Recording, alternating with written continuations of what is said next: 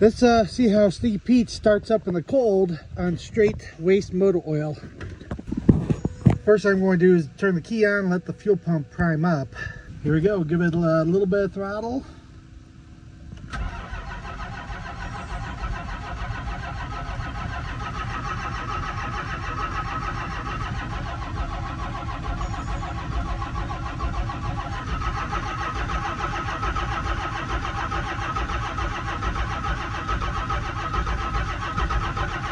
And this is without the grid heater, the intake heater hooked up.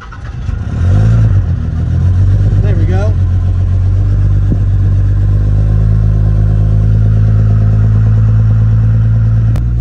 Still keeping good fuel pressure and everything, even though for how cold it is.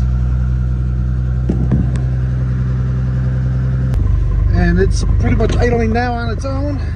Of course, that's no turbo. The turbo is completely fried, no boost at all. So that's why it's kind of smoking a little bit, but it's running though. Gotta give another big hand to Fast Fuel Systems for their lift pump. Later on, I'll have the intake heater hooked up and like oil pan heater, transmission pan heater. There's some electric heaters and stuff I can get for the Fast Fuel Systems, and this will start a lot easier. But that's going to be for next year, you know. Definitely don't need the air conditioner anymore. Unless I flip it around backwards, then it's a redneck heat pump.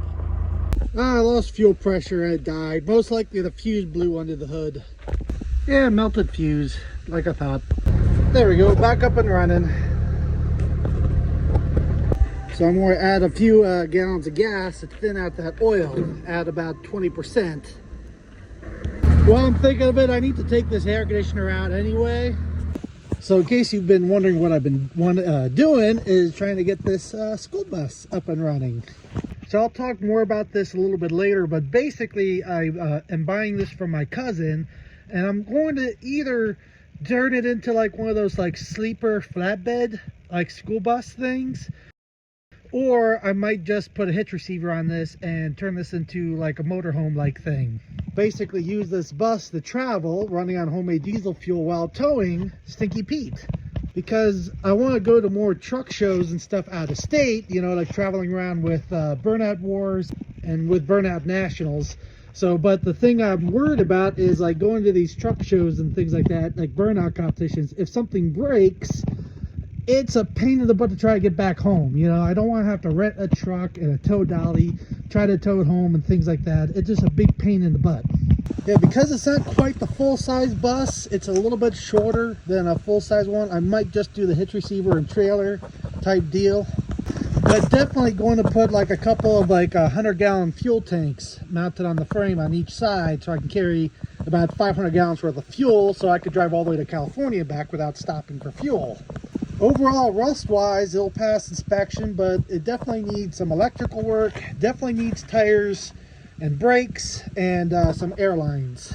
Of course, I gotta empty everything out of the inside, you know, pull all the seats out. So it has a flat tire right there. So the air compressor is takes a little too much power to get started.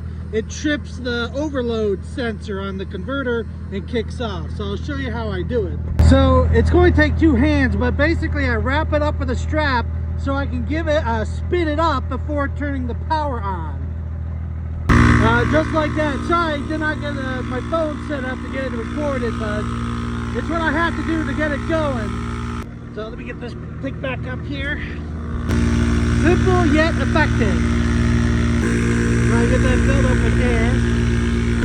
Yeah, I think it's kind of cool how the frames of the camera makes it look like it's turning really slow, but it's not. I can't jack it up to get that seated because of the way it's up on a hill.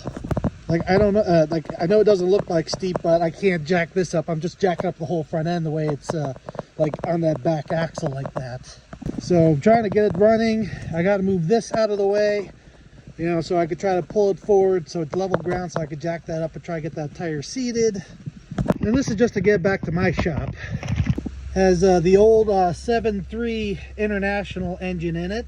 It's not a big powerhouse, but for what I plan on doing with it, it doesn't need to be powerful. it just needs to get like, what, over 10 miles per gallon and just be reliable mainly. You know, this bus has under 100,000 miles on it. Frame is in good shape. You know, besides like these dry rotted airlines I gotta change out. Rust wise, it's not bad at all. Just a few little rough spots right there. So I gotta get this tree kind of cut out of the way and hook up the battery and see if this will fire up. Okay, I was able to get the battery in there and hooked up. So we'll give this a try, see if it'll start up. Once that's running, then I'll move this forward.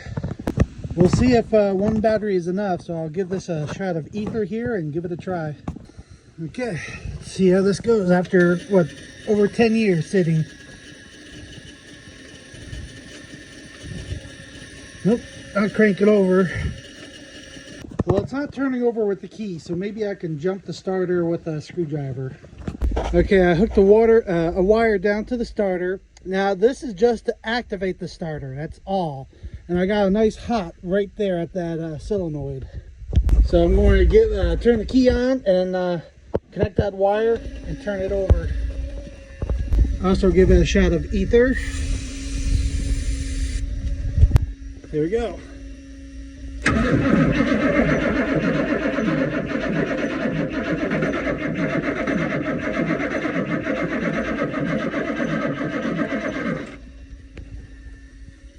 I'm going to use both hands. I'm going to crank it over while spraying starting fluid in it.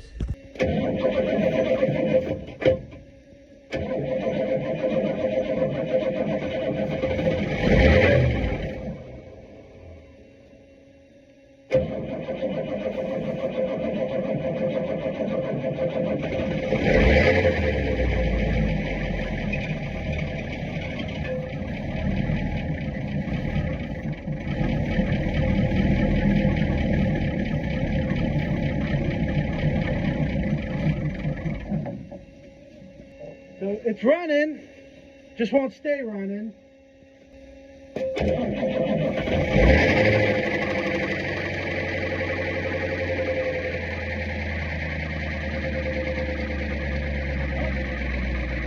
It's running now. Over 10 years and it fired right up. This is why I like older vehicles. Very simple, easy to work on. Yeah, it's hardly even smoking. As soon as it runs for a bit and, you know, get some fresh diesel fuel and stuff in this, you know, this should clear right up. Yeah, we got power. Just got the low air light on right now, and oh, the back door buzzer is on, you know, that's what that is. And we built up air pressure. Let's see how many of these gauges. Yeah, RPM is working. Let me close this back door to get this alarm out. Well, the tree is kind of in the way, but there, I think I got it where it's off for now. Well, looks like most of the gauges are working. Got 60 psi of oil pressure. RPM is working.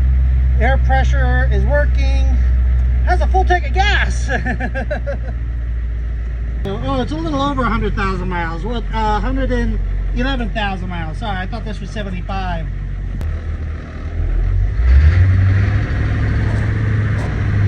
Well, it's a little sticky.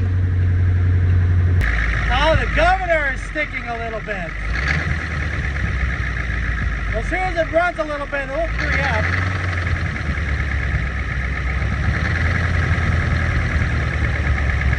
Well, it's getting dark out, so I'll get this moved tomorrow.